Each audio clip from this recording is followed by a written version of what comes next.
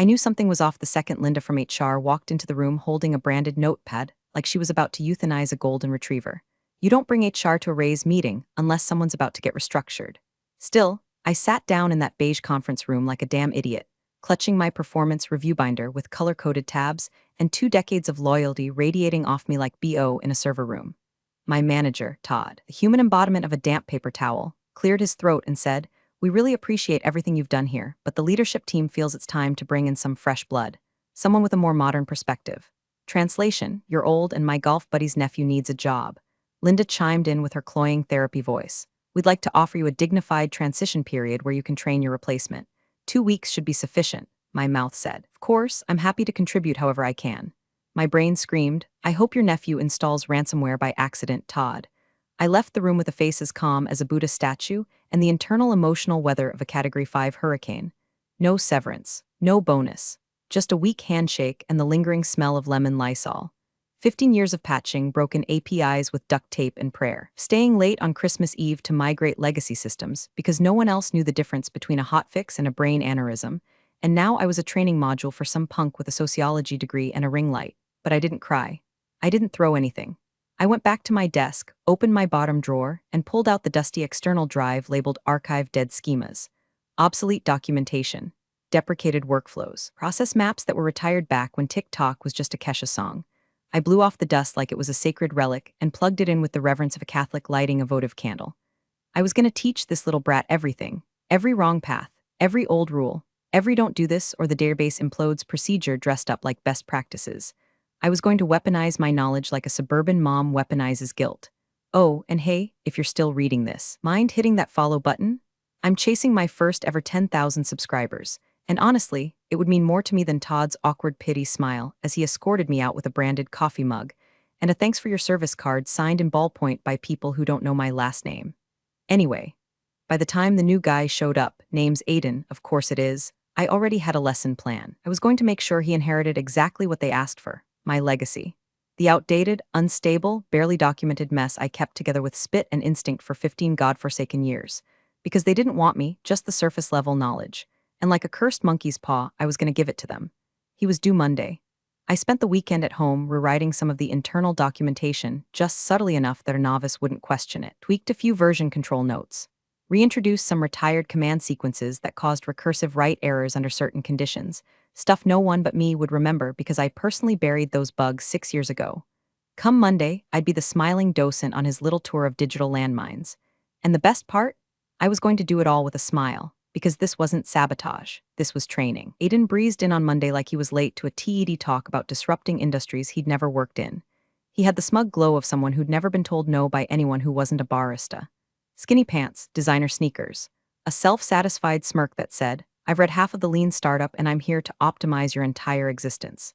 He strutted up to my cubicle, extended a fist for a bump, and said, "Hey, so you're the OG. I've heard you basically built the whole backend from scratch, huh? Respect."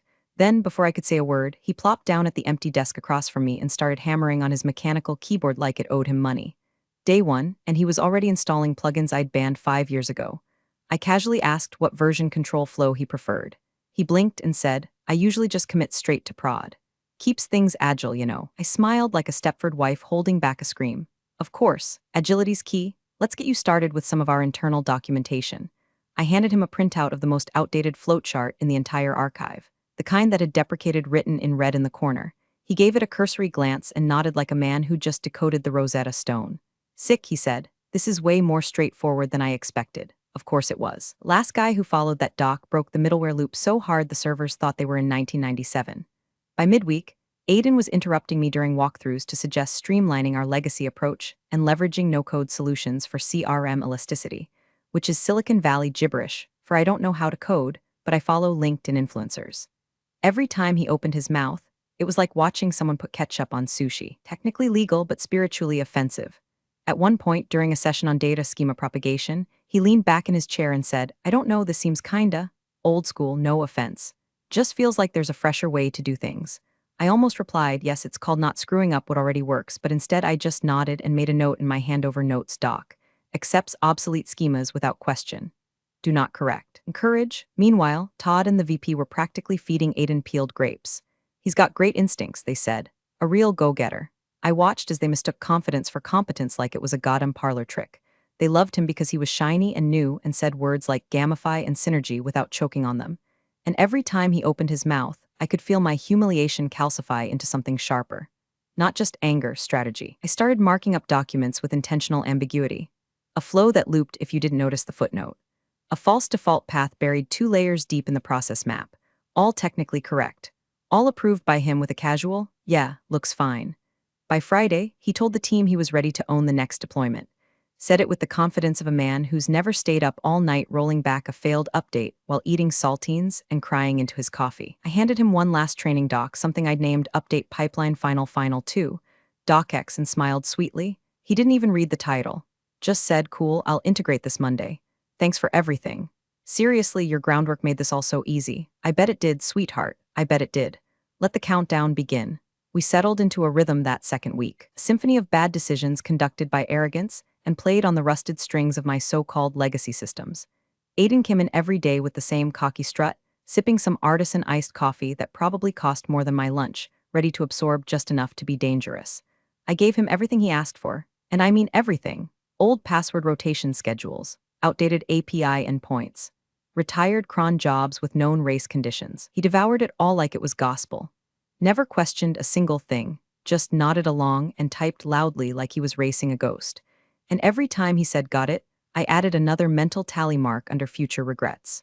During one walkthrough, I guided him through a schema diagram that hadn't been touched since our failed 2016 migration. There was a note in bold that read, "Caution, do not call field map alpha outside legacy wrap block." I pointed to it and said, just so you know, this is one of our older internal docs. Some things might be outdated, use with caution. He waved it off. No worries, I'll clean it all up later. I'm planning to modernize the whole deployment anyway. Sure, bud, clean it up like a toddler with a Sharpie and a white couch. He started telling the other devs that he was planning to roll out next-gen enhancements to the CRM pipeline. The old system's bloated, he told them. I'm gonna streamline everything.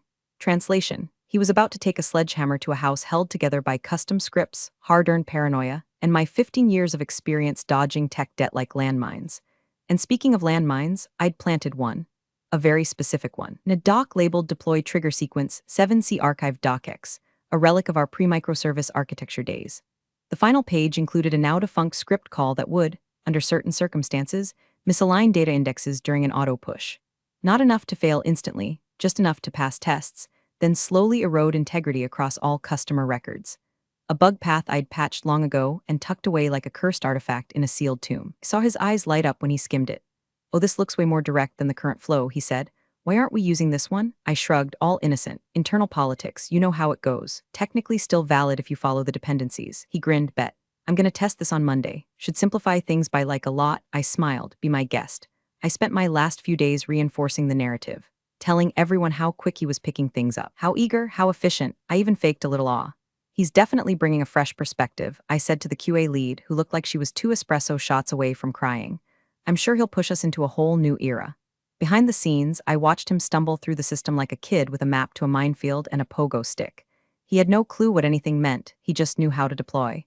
And deploying is sexy, until it breaks something no one else remembers how to fix. On my final Thursday, he clapped me on the back and said, "Thanks again for showing me all this. Genuinely, I know it's awkward, but you've handled this like a total pro." I nodded, suppressing the grin trying to crawl up my face. Of course, I'm always happy to support the transition. He had no idea what he'd inherited. Not knowledge, not wisdom. Just a time bomb with a glowing green button labeled Optimize. They gave me cupcakes. Store-bought, of course, sweaty in their plastic clamshell like they'd been panic purchased from the Safeway clearance rack. Half-iced, half-assed, arranged around a napkin that said good luck. In Comic Sans. Todd stood up awkwardly, holding a paper plate like it was radioactive. "We just want to say you've been a rock." "Really? A pillar?" He couldn't look me in the eye. His voice cracked like a man choking on his own insincerity. Aiden was too busy tapping away on his laptop to even notice. Probably finalizing his deployment plan, blissfully unaware he was about to commit war crimes against structured data. Everyone clapped. Lightly. The kind of clap you give when the Zoom mic is muted and you're just trying to look engaged. Someone handed me a farewell card, signed by people who hadn't spoken to me in years. "I'll miss your spreadsheets," one read. "Good luck with your journey," scribbled another with the emotional depth of a weather report. I smiled. I ate half a cupcake. Vanilla, dry as drywall and frosted with something that tasted like sadness and Crisco. Then I cleaned out my desk. No job, no severance, no future promises. Just 15 years of blood, sweat, and undocumented process logic shoved into a banker's box and a tight smile that refused to crack. Taped beneath my laptop was what really mattered, a matte black USB drive. My personal arc. It held the real backups, the undocumented flows, the off-the-books admin scripts, snapshots of the infrastructure before Aiden's toddler hands got on it. It was like watching a surgeon hand their scalpel to a raccoon. Before I left, I made one last stop at the server closet, not for sabotage, just closure. I touched the old patch panel. Portside cabled myself back when the office still had fax machines. I whispered goodbye to the server. I once rebooted manually at 3 a.m. after an earthquake fried the UPS. The memories didn't fight to stay, they just nodded silently and let me go. As I passed the marketing department, I saw a framed poster with some inspirational quote about change being opportunity. I'd seen that same quote in a dentist's office. It had cavities then, too. Near the door, I bumped into Rachel, my only real ally left. Smart, quiet, way too competent to still be in QA. She hugged me quick like a secret. Then she leaned in and whispered something so soft it tickled my ear. I'll keep you posted. I pulled back, raised an eyebrow. She just winked and walked away, blending back into the fluorescent jungle like a spy in a cubicle farm. And with that, I walked out into the parking lot under a gray Ohio sky that matched my inbox, empty. The air was cold, clean, honest. I got in my car, shut the door, and sat in silence for a minute. My hands were shaking, but not from fear, from relief, from the energy of a chapter violently closed. They thought they'd offloaded a fossil, a relic. But fossils are just bones waiting to be unearthed by someone who knows their value. And this fossil had just left a blueprint for disaster sitting neatly on a shared drive, labeled Approved Handover Final. 3 weeks out, and I'd finally stopped waking up at 6 a.m. in a cold sweat, thinking I'd missed a stand-up meeting. No more inbox fire drills. No more polite circling back emails from people who couldn't code a loop if it bit them in the ass. Just peace, coffee that didn't taste like despair, and a sad little pile of unused business casual gathering dust in my closet. And yet, I couldn't stop checking LinkedIn. At first, it was just habit, muscle memory. Then curiosity turned into surveillance. I started watching for updates like a hawk in bifocals. That's where I saw it. Aiden had been promoted. Lead CRM optimization engineer, his headline now boasted. The kid barely knew the difference between a hotfix and a hostage situation. But there he was, basking in digital applause from people who think agile is a personality trait. Worse, he'd posted a status. Excited to roll out our first major infrastructure update this week. Big things coming. #NextGen CRM #level up my stomach sank. That update? That wasn't just a rollout. That was the rollout. The one built on a foundation of papier-mâché and hubris. The one I'd laid breadcrumbs for like a damn fairy tale, which fattening up Hansel and Gretel for a schema-based oven. Cue Rachel. She hadn't said much since I left, but every few days I'd get a little digital breadcrumb. An email titled FYI. A forwarded Slack screenshot. No commentary. No trail. Just cold, hard glimpses behind enemy lines. And then, one morning it came. A screenshot of Aiden's Slack post to the internal dev channel, pushing the schema streamlining this weekend. Using the process map from the final 2 doc Mary trained me on seems like the most efficient route. I'll patch the deprecated triggers once we're live. The attachment? My old landmine. Deploy trigger sequence 7C archive docx. I stared at the screen, blood turning to ice. My coffee went untouched. I couldn't tell if I wanted to laugh, scream, or send him a fruit basket with a ticking clock in it. I'd built that path like a roach motel. Clean on the surface, poison underneath. But a lot can go wrong in sabotage. Too much damage and they trace it back. Too little and you don't get the fireworks. I needed this to hit just right, and I wasn't sure anymore if it would. I paced, checked my own notes, reviewed the chain reaction I'd seeded, the way the auto-mapping logic would misfire when exposed to the newer database wrappers, silent corruption that would slither through contact records, misaligning IDs, dropping email logs, overriding timestamps like a worm chewing through the spine of the company's history. It was brilliant, ruthless, but also dangerous. If it collapsed too hard, they might burn the whole system to the ground before realizing what had gone wrong. Had I gone too far? Had I misjudged the dominoes? Had I underestimated him? No, I reminded myself. Aiden was confident. Confidence wasn't competence. He wasn't the type to test edge cases. He was the type to deploy on a Friday and brag about it at brunch. Still, I couldn't shake the pulse behind my eyes. What if they had some backup failsafe I didn't know about? What if someone more senior stepped in and caught the inconsistencies? What if Rachel's whispers had been intercepted? I didn't know, but I did know one thing. It was happening this weekend. The trap was set. The player was in position. And I, the ghost of systems past, was about to see if my little digital IED would detonate. Tick, tock. Friday night came like a calm before a biblical flood. I imagined the office bathed in that eerie corporate fluorescence. Aiden hunched over his terminal like a gamer about to click New Game Plus on expert mode. He probably had hype music playing, maybe something with a drop. Probably wore his commit early, commit often t-shirt. somewhere. Todd was sipping Merlot, thinking he'd saved $250,000 by replacing me with his VP's golden retriever in human skin. I poured myself a glass of wine, boxed, classy, and watched the clock strike 7:03 p.m., deployment hour. Then I waited. Monday morning, 8:12 a.m., my phone buzzed. Rachel's name. One-word text, fire. I opened my laptop and sipped my coffee slowly, ceremonially, like I was watching the opening scene of a thriller I'd written and cast myself in. I didn't even have to guess what had happened, I knew. But then the details started trickling in like blood under a locked door. Client portals were down across the board, not just laggy. Dead, 502s everywhere. The CRM couldn't render contact histories. Entire customer records had been replaced, merged, or just vanished. Email logs were backward dated, action fields missing. Some reps logged in to find their pipelines populated with names from other clients. HIPAA violations were flying like mosquitoes in July. One of the sales engineers posted to Slack, "Who approved this push? I just lost all of ShawTech's Q2 activity. I have to present in 45 minutes. Another chimed in, "Our billing sync is corrupt. I just refunded $23K to a ghost account." By 10 a.m., someone finally yelled the question I'd been waiting for: who documented this flow? And there it was. A screenshot from the internal investigation log. Update path final 2. DocX initial trainer, M. Halperin implementer. A write my name bold as brass attached to the most cursed deployment since the Healthcare Gov launch, but only in the context of training. Not execution, not approval, not strategy. Just the relic, the ghost. The mentor who handed the keys to the shiny new king. I wasn't even in the company anymore. But suddenly, my fingerprints were everywhere and nowhere at the same time. I was Schrödinger's scapegoat, visible but untouchable.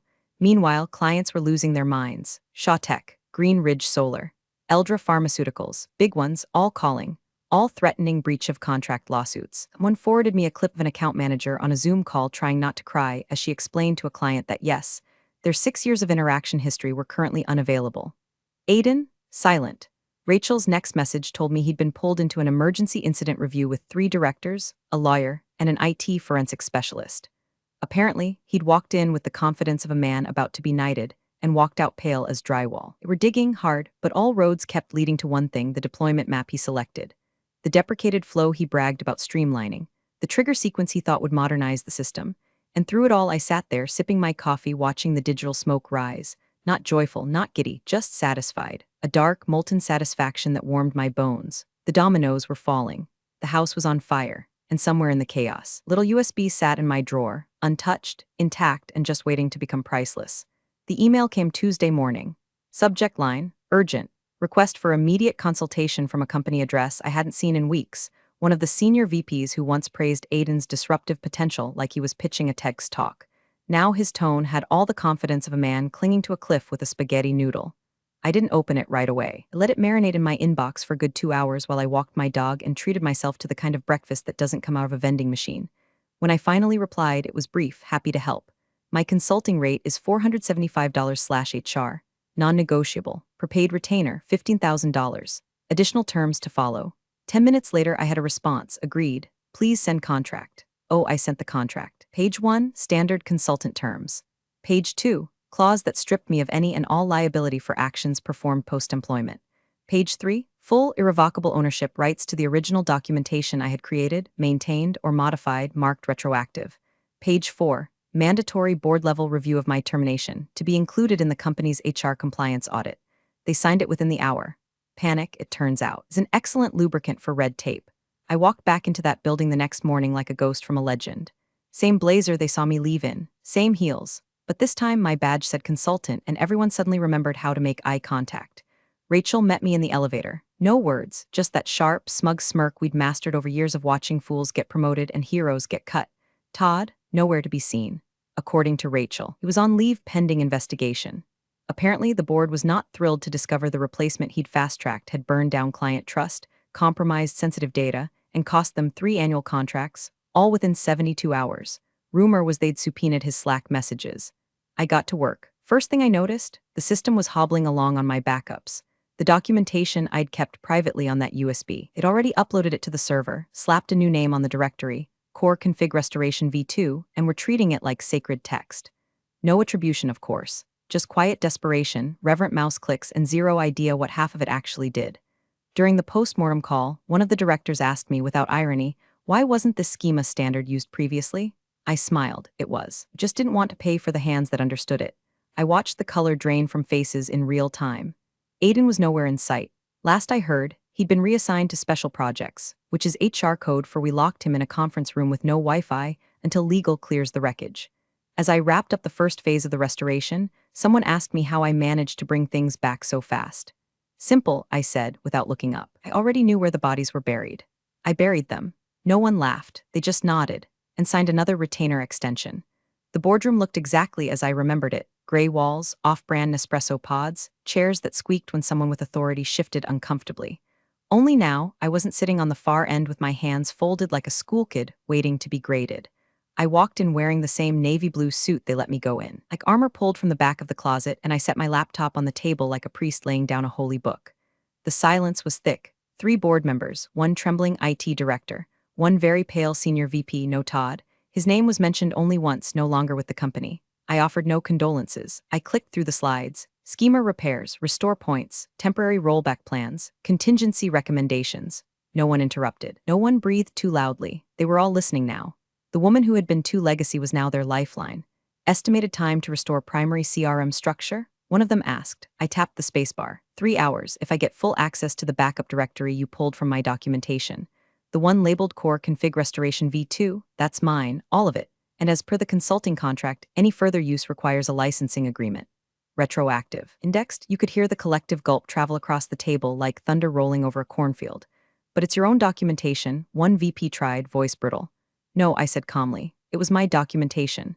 Now it's an asset, my asset. And if you want your client data back by COB today, you'll sign the addendum that legal has already reviewed.